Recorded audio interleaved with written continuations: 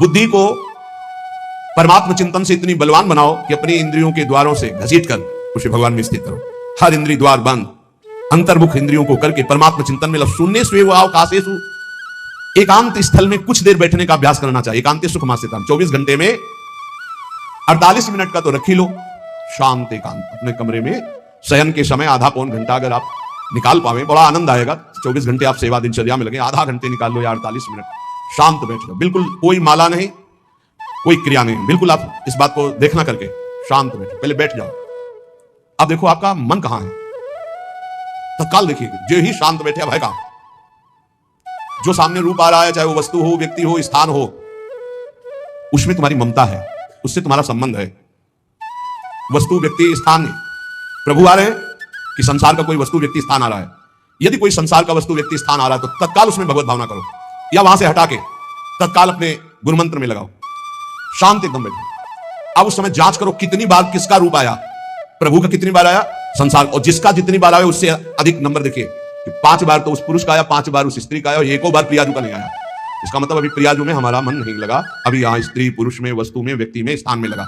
जांच करो और हृदय में पश्चाताप करो, धिक्कार है, इतना समय हो गया, एक बार भी प्रियालाल का रूप नहीं आया। यही सांसारिक रूप आ रहे हैं, ये सांसारिक वस्तुएं आ रही है। धिक्कार है हमारे मन को, धिक्कार है हमारे जीवन को। ये हम आपको आंतरिक बात कह रहे हैं। पूज्य भाई जी महाराज, जिस समय मन को धिक्कार दिया जाता है, जलन होती है, जब जलन होती है तो निर्मल होता है, निर्मल होता है, निष्पाप होता है, मल भस्म होता है। जो ताप अंदर मन में होता है प्रायश्चित का, उससे अब बार बार सामने आपको जो गुरु मंत्र मिला है उसको लिखिए। कोई माला नहीं, बहुत आराम से, कोई जल्दीबाजी नहीं, 1 मिनट में एक बार लिखेंगे।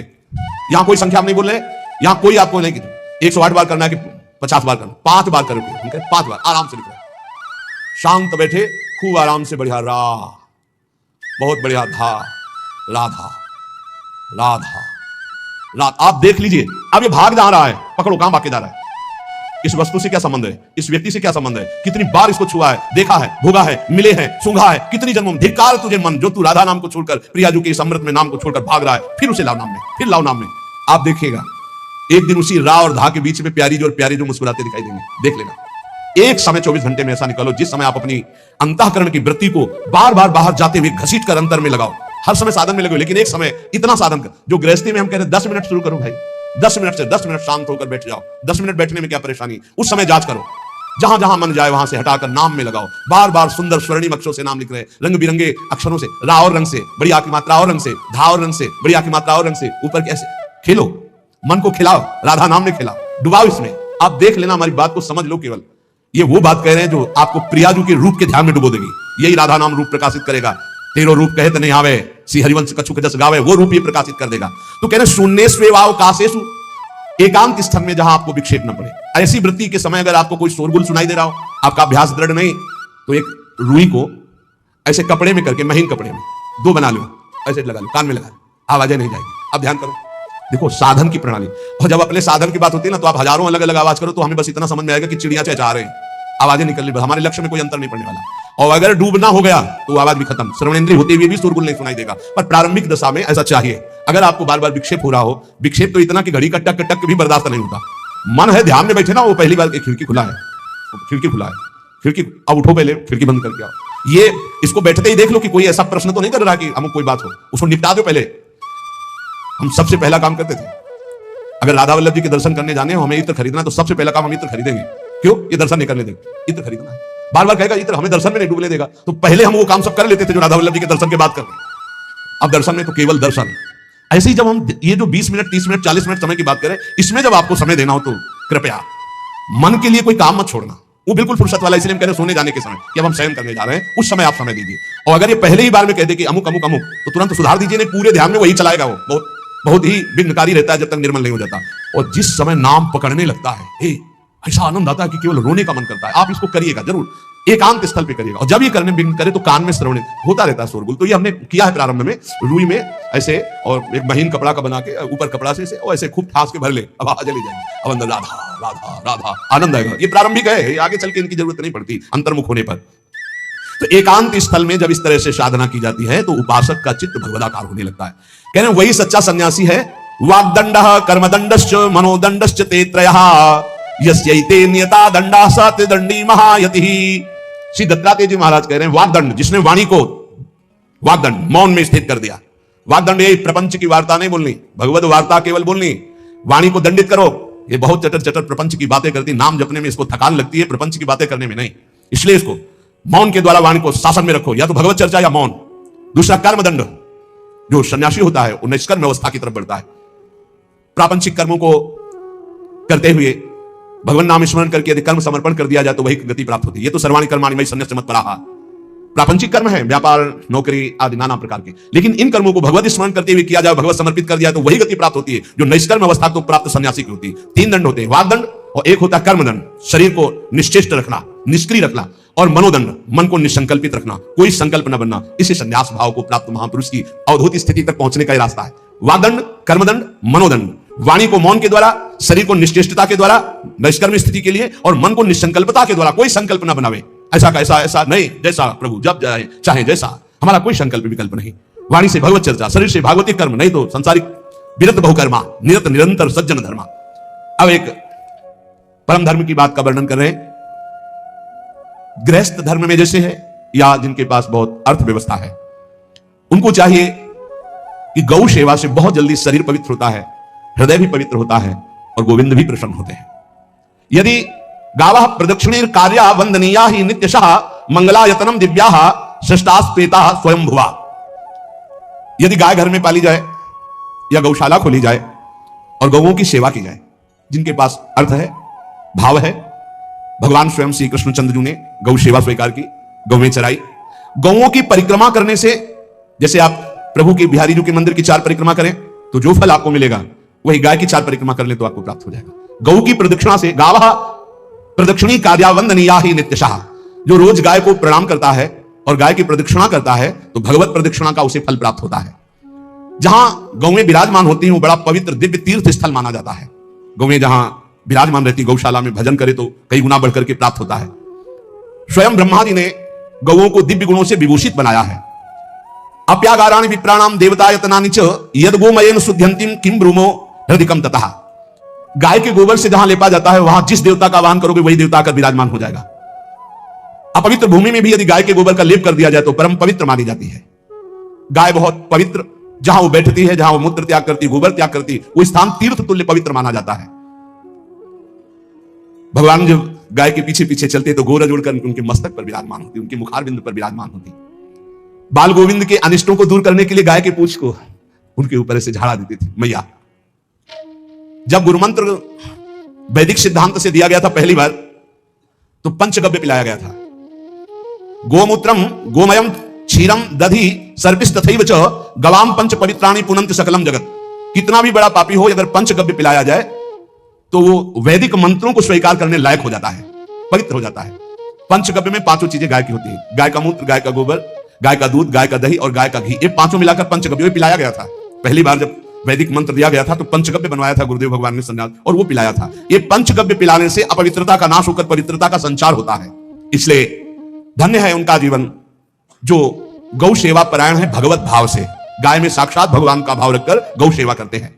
त्रिषिता गौर गृहे बद्धा गेहे कन्या रजस्वला देवशास्त्र सन्निर्माल्य हंति पुण्यम पुराकृतम। यदि घर में गाय बंधी है और भूखी है और प्यासी है तो तुम्हारे सारे पुण्य नष्ट हो जाएंगे। अगर घर में रजस्वला कन्या बहुत काल तक है और उसका विवाह आप नहीं कर रहे हैं तो आपके सारे सुकृत नष्ट हो जाएंगे। यदि घर में ठाकुर जी विराजमान है, कर का पहनाया हुआ माला सुबह तुमने देख लिया तो तुम्हारे सारे पुण्य नष्ट हो जाएंगे, क्योंकि शयन कराते समय तुमने उतारा नहीं, अर्थात तुम सेवा में प्रमाद करते हो। तो देवतास्त्र सन्निर्माल्य हंति पुण्यम पुराकृतम। जैसे सुबह श्रृंगार किया तो रात्रि के शयन के समय वो हटा लेने चाहिए माले। जब हम शयन कराते हैं तो भले पुष्प शैया पे शयन कराएं पर माला नहीं धारण करें। श्रृंगार का माला अगर दूसरे दिन दर्शन किए क्यों पहने ठाकुर जी तो तुम्हारे सुकृत नष्ट हो जाएंगे। गाय बंदी हो घर में, प्यासी है और भूखी है, तुम्हारे सुकृत नष्ट हो जाएंगे। त्रिषिता गौर गृहे बद्धा, क्योंकि तुम्हारे पास है, सेवा करना चाहिए। यो वै गाम प्रतिसिद्धेन तो चरंतिम च स्वत्रणम नरः तस्य पूर्वे च पितरः कंपन्ते पतनोन्मुखा। यदि गाय हरी हरी घास चर रही कहीं और तुमने डंडा ऊपर प्रहार किया, लाठी मारी तो तुम्हारे पितर खोपड़ी के बल नरक जाने के लिए तैयार हो गए। ये लिखा है चरंतिम स्वम तृणम नरः तो तस्य पूर्वे च पितरः कंपन्ते पतनोन्मुखा। इसीलिए क्या भारत से कहीं किसी की तुलना हो सकती है जहां गौ को माता की पदवी दी गई, जहां गौ को हम आराध्य देव के रूप में मानते हैं, आराधना करते हैं। गौ रक्षा, गौ सेवा, ये बहुत बड़ा इसमें छुपा हुआ है। स्वयं भगवान अवतरित होकर गौ जब गाय के रूप में पृथ्वी रमाती तो भगवान का अवतार हुआ है।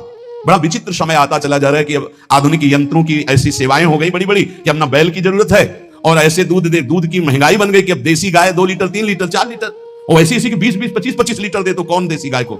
गौओं का सेवा का भावना शास्त्र आज्ञा करता है कि जो प्रतिदिन अग्रग्रासे परोभावा कर्तव्यो भक्तितोन्महम अकृत्वा स्वयं आहारम कुर्वम नापनोति दुर्गतिम। जे भी तुम्हारे गृहस्थ में घरों में पहले होता था, अब तो भगवान जाने, जे भी पहली रोटी तवा में गई तो वो निकाल करके पक्की रखी जाती थी गौग्रास के लिए, पहला रसोई में। तो इसमें लिखा प्रतिदिन स्वभोजनम, पहले स्वयं भोजन न करके गाय के लिए ग्रास निकालना चाहिए। तो जिनके पास अर्थव्यवस्था जो गृहस्थ धर्म में है या जिनके पास अर्थ है, कुछ रोज 1 रुपया निकालो। हम कह रहे रोज निकालो तो महीने में 30 रुपया होते, 30 रुपया में एक गाय को हरी घास तो एक टाइम पवा ही सकते हो ना, बहुत नहीं है तो 1-1 रुपया निकाल के अगर एक गाय को चारा दोगे तो एक बार का भोजन तो हो ही सकता है। 30 रुपया में हरी घास जाकर के उसके एक बार तो पवा दोगे ना। अग्रग्रासे परोभावा कर्तव्यो भक्तितोन्महम, भक्ति पूर्वक गाय को एक ग्रास भोजन में 1 रोटी तो निकालना चाहिए गाय के लिए, ऐसा शास्त्र आज्ञा कहता है। जो ऐसा करता है तो अकृत्वा स्वयमाहारम कुर्वन् नाप्नोति दुर्गतिम, अपने आहार से 1 रोटी निकालकर गाय को देता है और स्वयं 3 रोटी भले पाले 1 रोटी गाय को दे दी तो बोले उसकी दुर्गति नहीं होगी, अर्थात उसके अंदर भाव बढ़ता चला जाएगा भगवान की भक्ति में। और तेनाग्नयो हुता सम्यक पितरश्चापि तर्पिताः देवास्त्र पूजितास् तेन यो ददाति गवान्हिकम। जो प्रतिदिन गौग्रास निकालता है, अर्पित करता है तो उसको अग्निहोत्र करने का फल मिलता है, उसके पितरों को तृप्ति मिलती है और समस्त देवताओं के पूजन का फल मिल जाता है जो गौग्रास निकालता है। यो वै ताड्यते यस्याधेनुम मर्त्यो विमूढ़धि, जो मूर्ख मनुष्य जैसे अब गाय दूध नहीं दे रही, मार डंडे डंडे मार रहे हैं, इंजेक्शन लगा रहे हैं, ऐसे वैसे कर रहे हैं, उसको ताड़ना दे रहे हैं, तो बोले जो मूढ़ बुद्धि मूर्ख मनुष्य, यो वै ताड्यते यस्याधेनुम मर्त्यो विमूढ़धि, वो गाय को लाठी से मारता है, डंडे से मारता है, हाथों से मारता है, तो धर्मराजस्य नगरेशा याति करवर्जिताः, धर्मराज जी पहले अपने नरक में ले जाकर के उसके कहते थोड़े थोड़े तिल तिल करके पहले इसके हाथ काटो, मरना है नहीं वहां, अब आराम आराम से थोड़े थोड़े पहले हाथ वर्जिताः, इन्हीं हाथों से गाय को मारा था ना, वैसे थोड़ा थोड़ा काटा जाता है उसके हाथ, करवर्जिताः, उसके दोनों हाथ काट करके थोड़े थोड़े। यो वै दंसान वार्यति तस्य पूर्वे कृतातकाः नत्यंत सवादिस्मास् तरिष्यति भाग्यवान, जो गौ के शरीर को स्नान कराता है, गौ के शरीर को कीट आदि से मच्छर आदि से रक्षा करता है और खूब अच्छा अच्छा पदार्थ गौ, केवल दूध के लोभ से नहीं, ये हम गौ सेवा की बात कर रहे हैं, ये कि नहीं हमें 10 लीटर दूध देती तो हाथ फेरो, जब दूध नहीं देती है तो चारा भी ठीक से नहीं दे रहे और उसके ये स्वार्थी हो, गौ सेवा का बात नहीं, वो दूध का लोभी केवल व्यापार की बात करता है। गौ सेवा का तात्पर्य है गौ सेवा केवल खूब बछड़े को पिला दिया प्रसाद रूप से जो दूध मिला उसका अपने सेवन की, वो बात तो अलग है। अब बछड़े को तो जरा सा केवल पिन्हाने के लिए कर दिया और खूब सारा दूध लीटर में नाप करके जा रहा है और उस समय तक तो खवाओ पियाओगे ही खूब अच्छे से, उसके बाद जब दूध देना बंद किया तो उसका आदर सत्कार खत्म, खोल के बाहर ऐसे वो प्लास्टिक खाते घूम रही है, तो ये गौ सेवा नहीं मानी जाएगी, वो स्वार्थ पूर्ति मानी जाएगी।